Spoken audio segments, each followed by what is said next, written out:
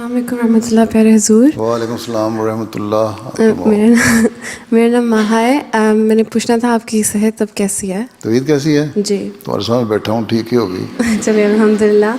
میرا سوال تھا حضور کہ اگر انسان کو لگے کہ اس کی عبادتیں کمزور، اس کی توجہ کمزور ہے عبادت کی طرف، لیکن جو دنیاوی کام جیسے ایگزامز وغیرہ اور جماعتی کام سارے ٹھیک جا رہے ہیں، تو یہ دونوں چیزیں کو ایگزسٹ کر سکتی ہیں؟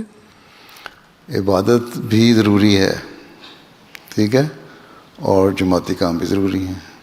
اللہ کا حق بھی ضروری ہے اور بندوں کا حق بھی ضروری ہے. اور اللہ کے حق میں جو نمازیں پڑھنا فرض کیا ہے اللہ تعالیٰ نے، ٹھیک ہے، وہ بھی ضروری ہیں. اور اگر صحت ہے تو روزہ رکھنا بھی ضروری ہے. اگر سفر کی سہولتیں اور پیسہ ہے اور کوئی روک نہیں ہے تو حج کرنا بھی ضروری ہے. اگر زیادہ پیسے 1 سال تک پڑے ہوئے ہیں تو زکوٰۃ دینا بھی ضروری ہے. ساری یہ بات نہیں ہے نا. اور جماعتی خدمت جو ہے وہ اللہ تعالیٰ کے دین کی خدمت کے لیے کر رہے ہو تم لوگ، تو یہ بھی ایک حصہ ہے اللہ تعالیٰ کے حق ادا کرنے کا، ٹھیک. لیکن اس کے ساتھ ساتھ جو اللہ تعالیٰ نے بندوں کے حق بتائے ہیں وہ بھی ادا کرنے ہیں. چیریٹی ہے، خدمت ہے، دوسرے کام ہیں. پھر نفس کا حق اللہ تعالیٰ نے فرمایا تمہارے نفس کا بھی تمہارے پہ حق ہے. اس نفس کے حق کو ادا کرنے کے لیے تم کام کرتے ہو. اپنے مرد ہے اس کا کام ہے کہ گھر والوں کا خیال رکھے، ان کے خرچ پورا کرے، بیوی بچوں کو پالنے کے لیے دے، وہ بھی حق ہے. بیوی کا بھی حق ہے، خامد کا بھی حق ہے. اللہ تعالیٰ نے ہر حق دیا ہے. تو اصل تقویٰ یہی ہے کہ ہر حق ادا کیا جائے، ٹھیک. باقی جہاں تک بخشنے نہ بخشنے کا تعلق ہے، قبول کرنا ہے نہ قبول کرنا ہے، تو اللہ تعالیٰ جانتا ہے بہتر. لیکن ایک مومن اگر حقیقی مومن ہے، اس کا کام یہی اللہ تعالیٰ نے فرمایا ہے کہ تمہارا کام ہے کہ تم اللہ کے بھی حق ادا کرو اور بندوں کے بھی حق ادا کرو. اور مردوں کے لیے نمازوں کا حق یہ ہے کہ مسجد میں جا کے نمازیں پڑھیں.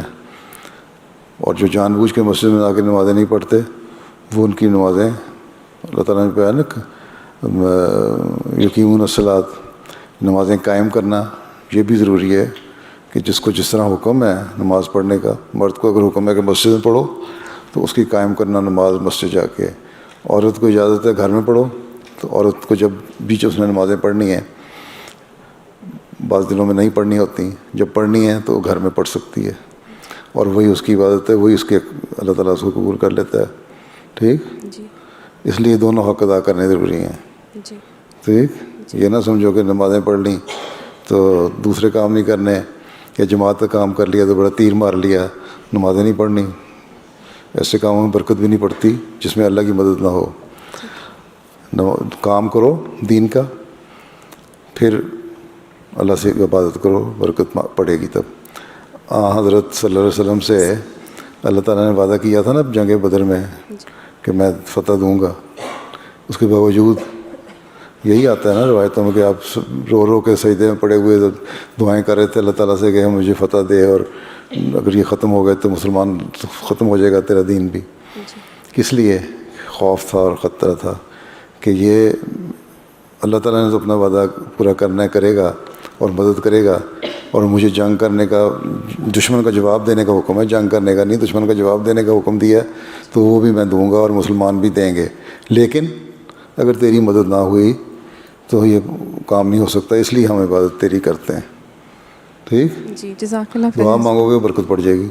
وہی کام ایک دنیا دار اگر ایک کام کرتا ہے، اس کو بڑی محنت سے کرتا ہے 10 گھنٹے میں، اور تم ہو سکتا ہے وہ کام 5 گھنٹے میں کر لو دعا کی مدد سے، ٹھیک ہے. اس لیے اللہ کا کھانا خالی نہیں چھوڑنا، ٹھیک.